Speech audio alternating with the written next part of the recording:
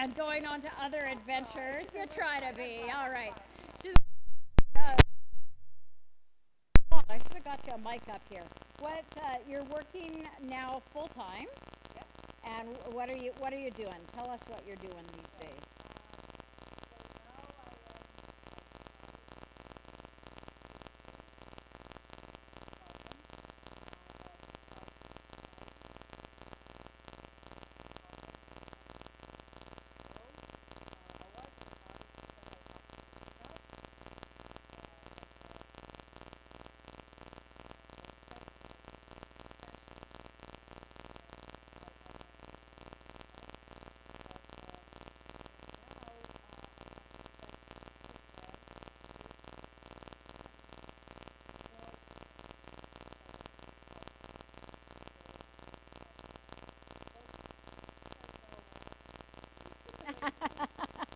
You're always on the go.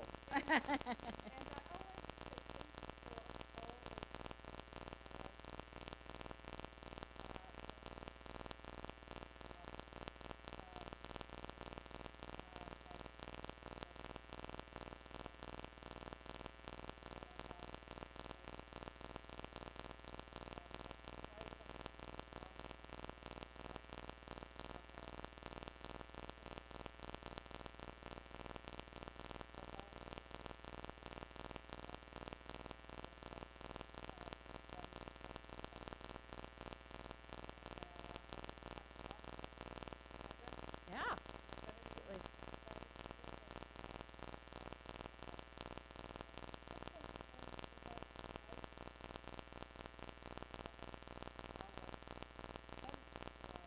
Mm-hmm.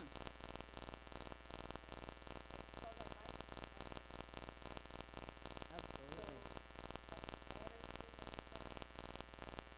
Mm-hmm.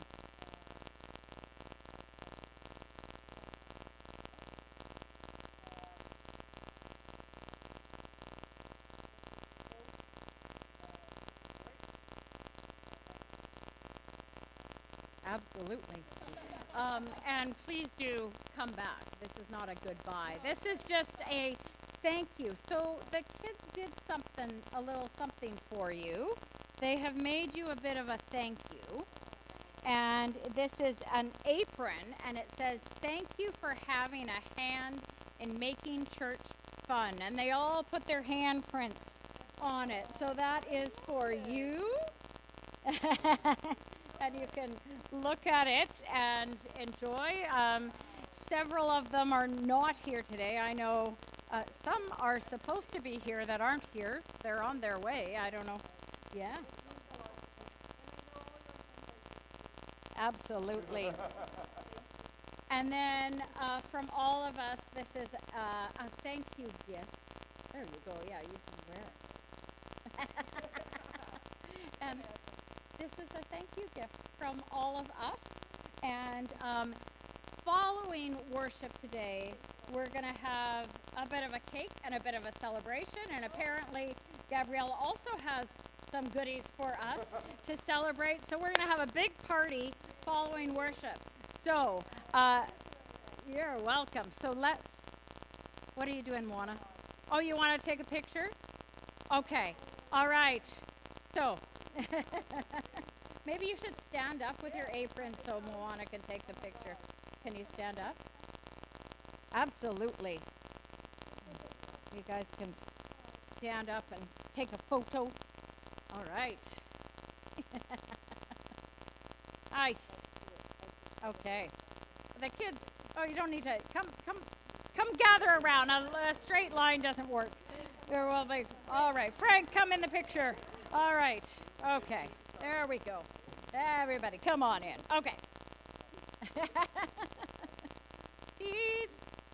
All right. Okay. All right. We are going to sing another song. You guys can head on out. We better finish worship quick so we can have a party.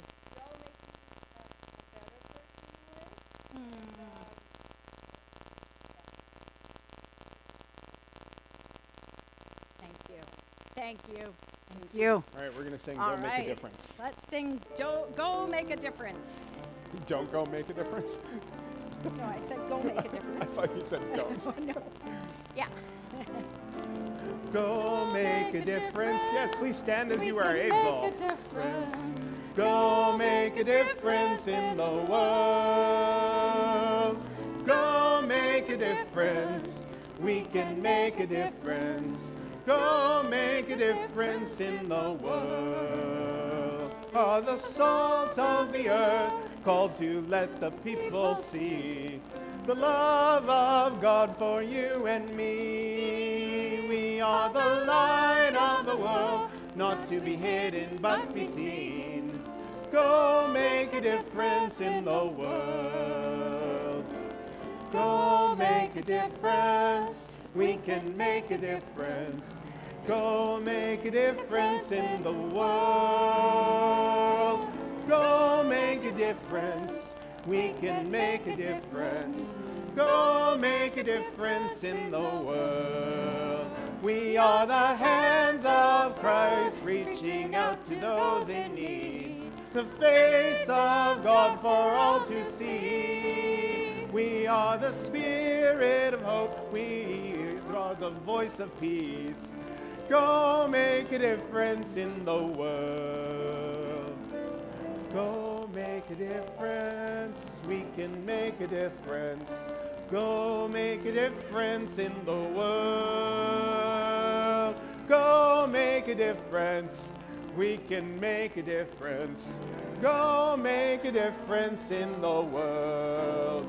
We hold your love line on, let it shine for all to see. Go make a difference in the world, and in the Spirit of Christ will be with us as we go. Go make a difference in the world. Go make a difference. We can make a difference. Go make a difference in the world. Go make a difference. We can make a difference. Go make a difference in the world.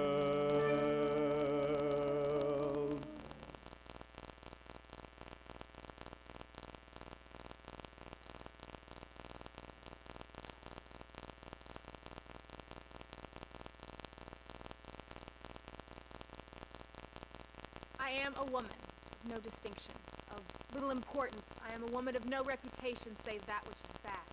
You whisper as I pass by and cast judgmental glances, though you don't really take the time to look at me or even get to know me. For to be known is to be loved, and to be loved is to be known, and otherwise what's the point in doing either one of them in the first place? I want to be known. I want someone to look at my face and not just see 2 eyes, a nose, a mouth, and 2 ears, but to see all that I am and could be, all my hopes, loves, and fears. That's too much to hope for, to wish for, or pray for, so I don't, not anymore. Now I keep to myself, and by that I mean the pain that keeps me in my own private jail, the pain that's brought me here at midday this well. To ask for a drink is no big request, but to ask it of me, a woman unclean, ashamed, used and abused, an outcast, a failure, a disappointment, a sinner, no drink passing from these hands to your lips could ever be refreshing, only condemning, as I'm sure you condemn me now, but you don't. You're a man of no distinction, though of the utmost importance, a man with little reputation, at least so far. You whisper and tell me to my face what all those glances have been about, and you take the time to really look at me, but don't need to get to know me, for to be known is to be loved, and to be loved is to be known, and you know me. You actually know me, all of me and everything about me, every thought inside and hair on top of my head, every hurt stored up, every hope, every dread, my past and my future, all I am and could be. You tell me everything. You tell me about me. And that which is spoken by another would bring hate and condemnation. Coming from you brings love, grace, mercy, hope, and salvation. I've heard of one to come who would save a wretch like me, and here in my presence you say, I am he. To be known is to be loved, and to be loved is to be known. And I just met you, but I love you. I don't know you, but I want to get to. Let me run back to town. This is way too much for just me. There are others, brothers, sisters, lovers, haters, the good and the bad, sinners and saints, who should hear what you've told me, who should see what you've shown me, who should taste what you gave me, who should feel how you forgave me. For to be known is to be loved, and to be loved is to be known. And they all need this too. We all do need it for our own.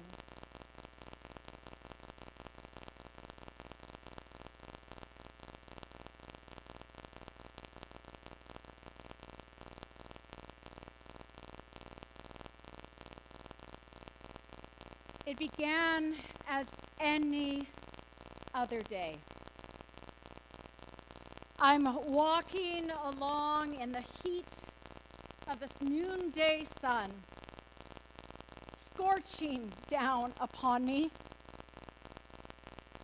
I come here at noon because of the shame that everybody looks at me with. The hatred, the betrayal. I know what you all say behind my back. You call me a prostitute. You call me a sinner.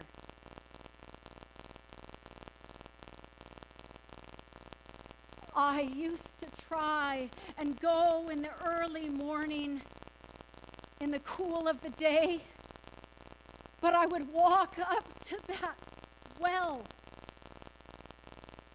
and the laughter would stop, and the silence.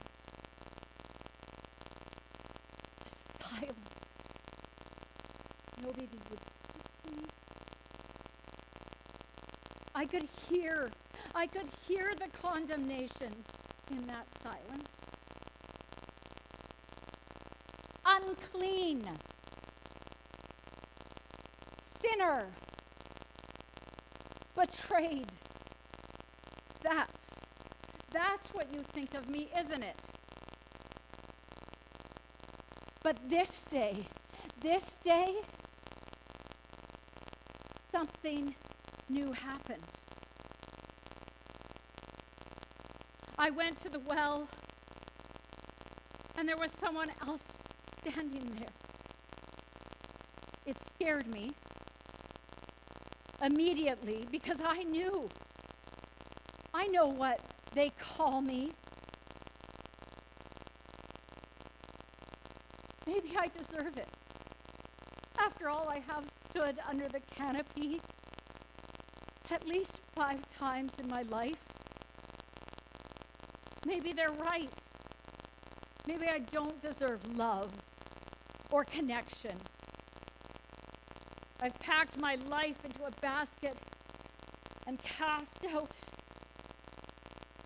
over and over and over. Judgment always surrounds me. I admit it. How can I do otherwise? I know my shame, my guilt. I mean, everyone in the village watches me as I go in the heat of the day to draw the water for my home. I know I'm a sinner, and you do too. You know this. I brought it all on myself, didn't I? Please, today, I beg of you to listen. Listen like you've never listened before. Today, as I dragged my feet to Jacob's well, dreading the heavy lifting, dreading my own thoughts, I met a man. Okay, no, stop. Not that kind of man, not that kind of meeting. I arrived at the well, and there was a Jew sitting by the stone, covered in dust from the long walk he'd made on the road. He looked at me with his tired eyes.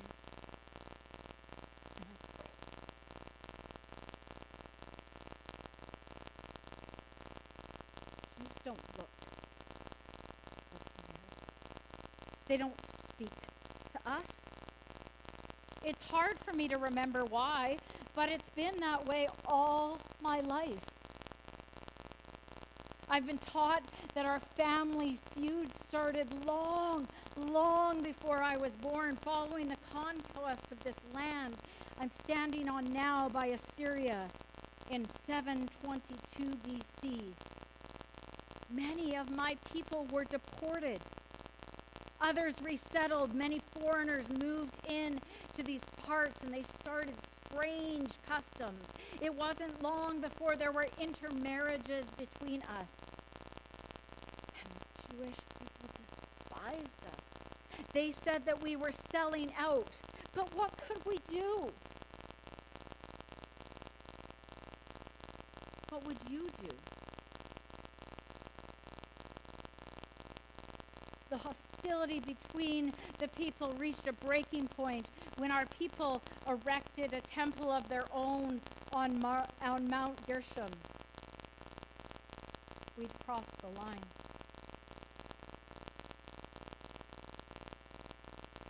Now they would have nothing to do with us. We were considered unclean, apostates, just short of being considered complete pagans. They looked right through us as if we were the dirt beneath their sandals.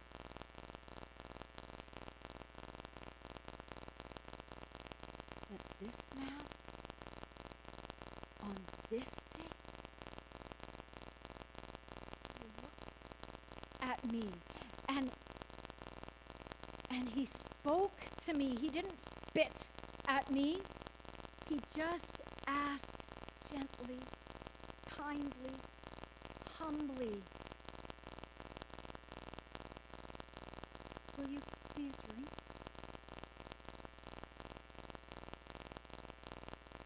My throat went dry, not from thirst, but from shock. He's a Jew, and he asked me to draw him water. He asked me, an outcast, an adulteress, a sinner. Doesn't he know he's not supposed to talk to me? But he didn't just ask for water. He dared to look, really look at me. Not like most men look at me, not like the women in the village look at me. He looked at me with compassion. For the first time since I can remember, I didn't see condemnation in the eyes of the one who looked at me. Like I see in their eyes every day. Like I see in your eyes the judgment, the condemnation, the hatred.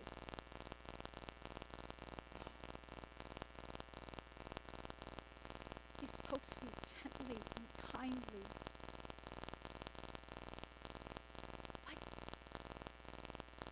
Like a holy moment, speaking to me, asking me for a favor.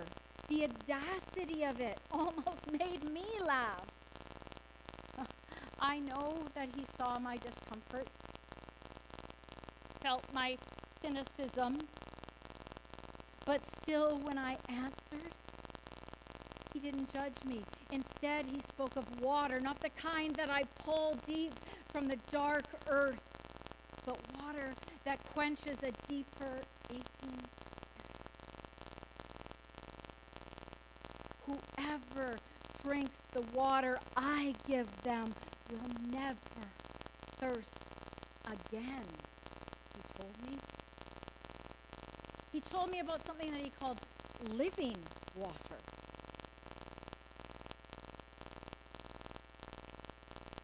A water that will quench the deeper aching thirst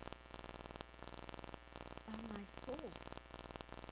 He said that whoever drinks the water that I give them will never thirst again. He said that I should be the one asking him for a drink because he had what he called the gift of living water. Something that would cleanse me, give me a new life. It didn't make any sense at all to me. I defensively said to him that he had nothing to draw with from the water. How in the world was he going to get me water? Was he greater than our father Jacob, who gave us this well? Looking at me and then at the well, the man told me, everyone who drinks water will thirst again. But whoever drinks the water that I give will never thirst again. It was so gentle that even I started to soften. I whispered, "But give me a drink of this water." What I would not give to never have to come back to this well again. I started to realize that he must be a prophet. To be the way he was and know all that he did. The way he looked past my tattered reputation. And then he laid my life bare.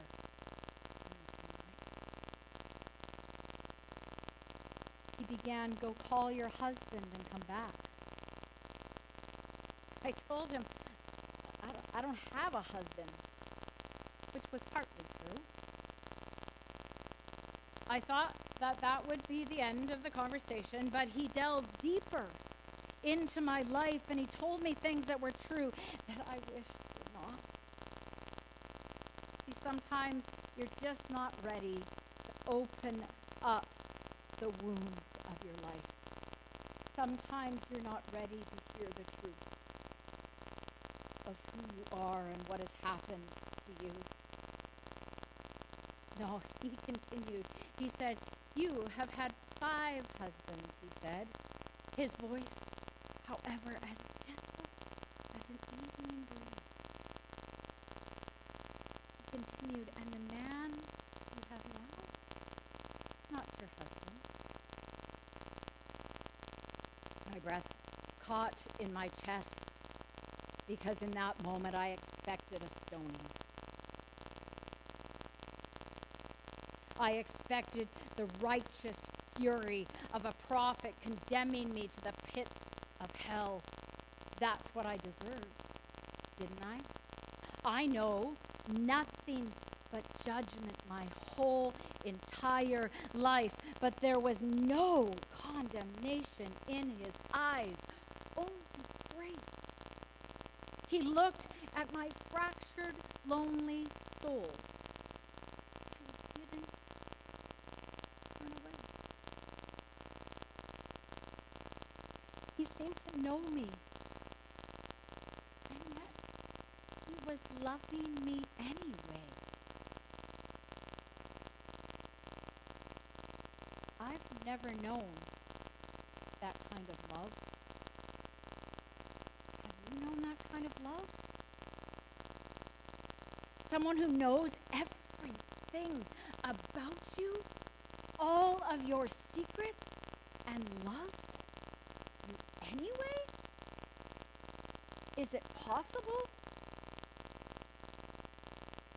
His love actually made me anxious, kind of uncomfortable. I can't afford to let anyone in my life. It's too painful. I'm tired of being hurt. And because of that, I'm pretty good at protecting my heart, withholding my feelings, of not letting myself get too close. I've been hurt plenty of times, and I am determined not to be hurt ever again. So, I looked for a way to change the conversation. I told this man that he sure seemed like a prophet, since only a prophet could know these things about me. I took my opening. I would take this conversation off of me and on to something else as quickly as possible. What better distraction than to bring up a question about religion and worship? My people have a long tradition of worshiping here on Mount Gerizim, although I can't say that I regularly go myself. And I knew that the Jewish people believed that true worship could only occur in Jerusalem, on Mount Zion. So I had the perfect distraction. I asked him, who's right? Us or them? Nothing like a religious debate to end a conversation. I expected him to get up and walk away. But this man became even more mysterious to me by the way he responded to my question. He answered me in one sense, but then he went on to say, but God is spirit.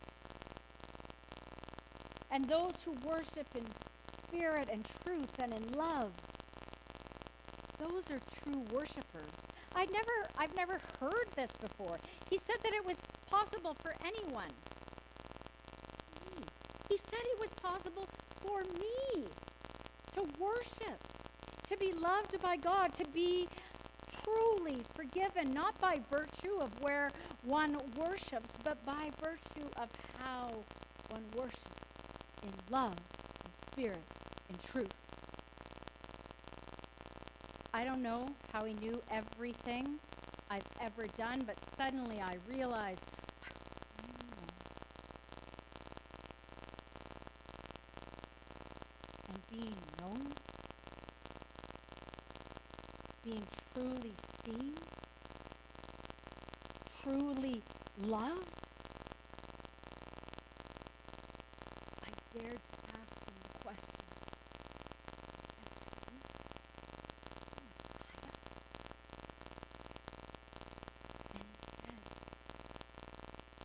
I am he.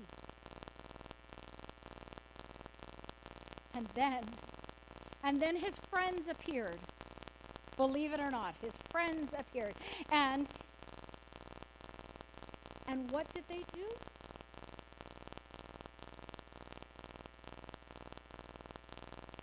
My encounter with this Holy One had already changed me. So when this group of men came up and started condemning me and telling Jesus he should not be speaking to me, I realized they had nothing on him. I had already experienced this living water that he spoke of, and I knew the rest of my people needed to drink it too. So I ignored his disciples, and I picked up my jug, and I began to run. But it was so heavy and bearing me down that I dropped it. And I ran to my people, and I said, come see a man who told me everything that I ever did. This could be the Messiah. Though my words were feeble and my understanding even more so, many in the town came out to see who this man was, who I came to know was named Jesus. And they believed in him as I did. And we begged him to stay in our area for a time, and he did for several days. And many of my friends and neighbors believed in him, and because of his words, I learned much. That day I met Jesus. He changed me forever. And when he gave me the gift of living water, this is now the story of my heart. The day where grace met me. The thirst that dragged me to the well, the shame that chained me to this town, it's gone. Washed away. Please, no matter what you think of me, please come and meet the Messiah who longs for you to have an encounter.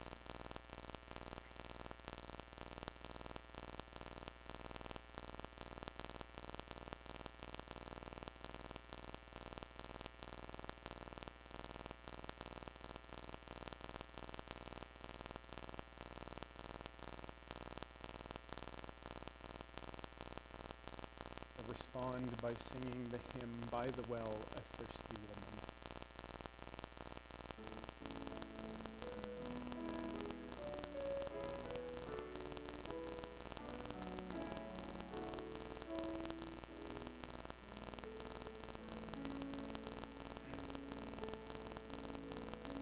By the well, a thirsty woman found the life that you could give.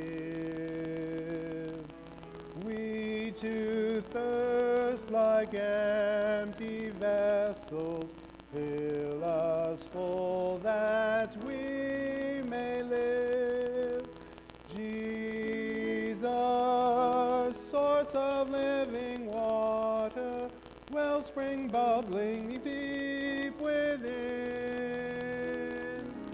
By the waters of our baptism, wisdom, purpose, life to give. Plant us firm like trees by water. Send our roots down deep in you. Quench our parched and thirsty spirits with your water, pure and true. Jesus, source of living water, nourisher of all the earth. By the water of our baptism, quicken growth and give new birth. May we be your streams of justice. As the water may we move through your people by your Spirit, showing mercy, sharing love. Jesus, source of living water, groundswell forcing truth to view. By the water of our baptism, set us free to live for you.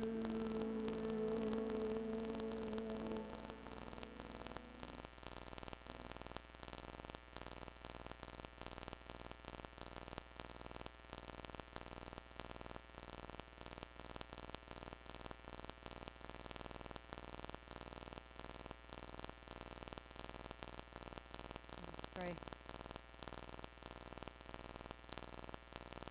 Holy God,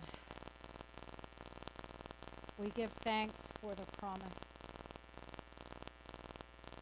that you love us no matter who we are, no matter where we come from, no matter what journey we are on.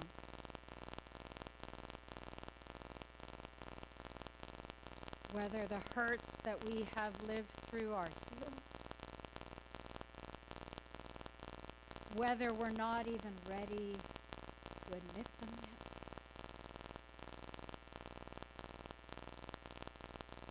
May we know your living water.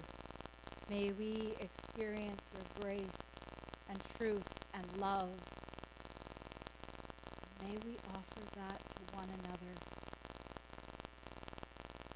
May we not be people who look at one another with condemnation in our eyes.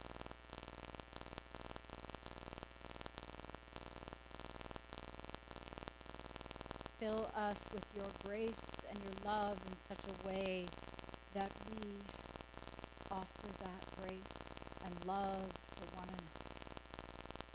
So full. So full.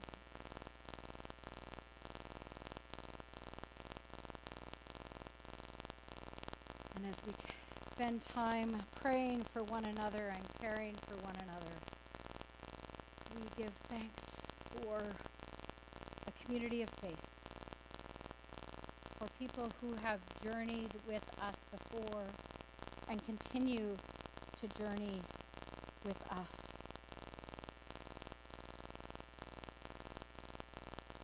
We pray for the memorial service for Dr. Roy Holland at St. Catherine's Anglican Church today. He will be remembered for having made a difference in the world.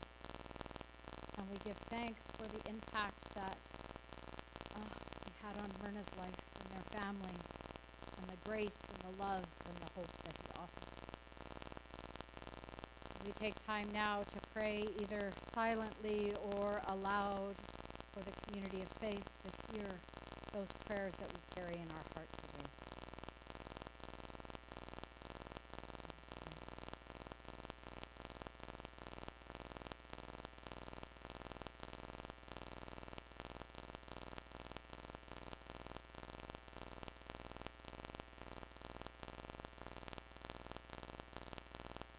Prayers for Ryan, Paulus, for Dan,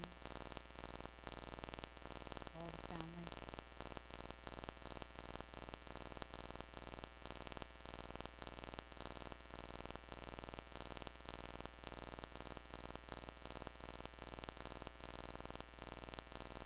Prayers for children as they are out of school for the summer. They have time of being refreshed. Pray for teachers and all that they have, having finished the year. May they get the rest they so deeply deserve and need.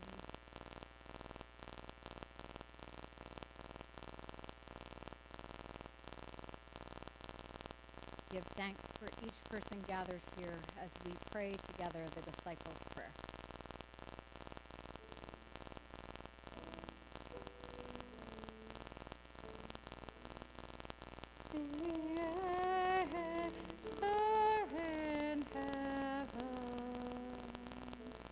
Hallowed be your name. Your kingdom come. Your will be done on earth as it is in heaven. Give us today our daily bread. Forgive us our debts as we forgive those with debts against us. Save us from the time of trial and deliver us from evil. For the kingdom, the power, and the glory are yours, now and forever. Amen.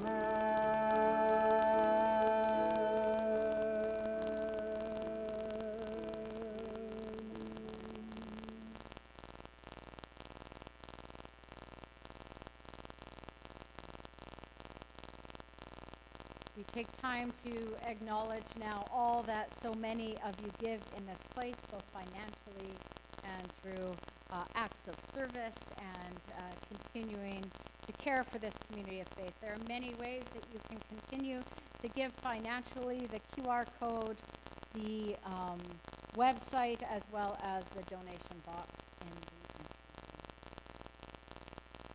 stories of our community of faith for today. Spiritual practices Monday, happening tomorrow at 7 p.m. All are welcome. Just know that the office will be closed on Wednesday, July 1st for Canada Day. Know that. And then also Shine Junior Youth Group will not happen on Canada Day. Or coffee time. This is a big cancel it. Sorry, I didn't know that we were cancel. Anyway, enjoy your Canada Day. And then also, oh wow, okay. Next time we have cancellations, we'll just put it on one slide. Chair yoga is not happening on, the instructor is on holidays on July 2nd. So here's something that is not canceled. So please do join us on August 1st at 6 p.m. for Food as Resistance. Zeldin is touring around BC. He is a Palestinian man who grew up in Gaza, and he is going to make some wonderful food for us, as well as share what it is to have lived in and grown up in Gaza, and what it is to be there today or have family and relatives there today. I think this is going to be an amazing event. It is booking up quick. So if you are interested in going, please do sign up. You can sign up on the website and or speak to Moana in the office, please. But if you are interested, don't miss out. Book it today, because this has gone out to wider community and other churches as well. So please do know that. All right. Craig. I'm going to invite you to stand one last time as we sing, I Heard the Voice of Jesus.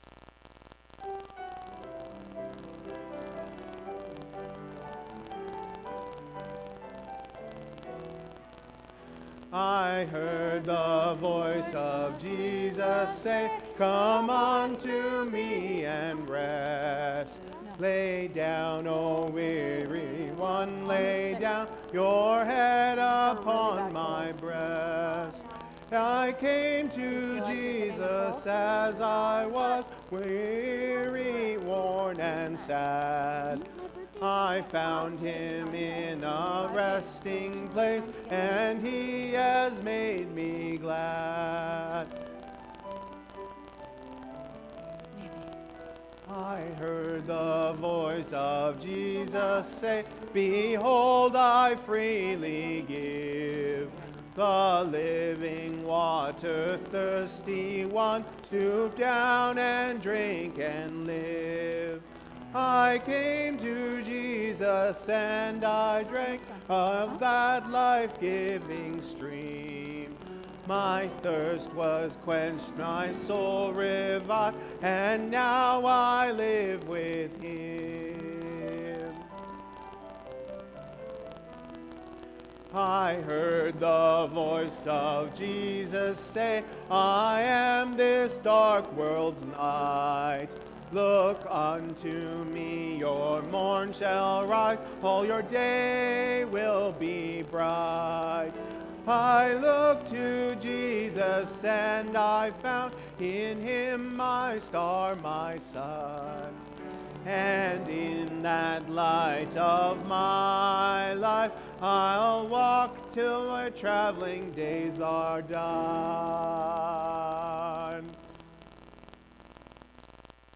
As you go from here, may the God who knows your heart gently uncover the stories you carry and give you courage to face them with honesty and grace. May Christ, who is truth, rewrite what has been shaped by fear and falsehood and anchor you in what is good, beautiful, and life-giving. May the Spirit who dwells within you quiet every voice but love and lead you into a deeper story, one of healing, belonging, and hope. Go now rooted in truth, held in grace, and carried by the faithful love of God, whose story is still being written in you. Amen.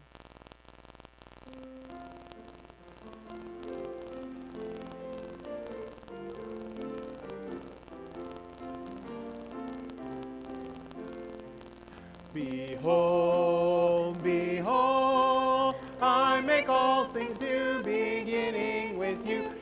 starting from today. Behold, behold, I make all things new, my promise is true, for I am Christ the way. One more time. Behold, behold, I make all things new, beginning with you and starting from today.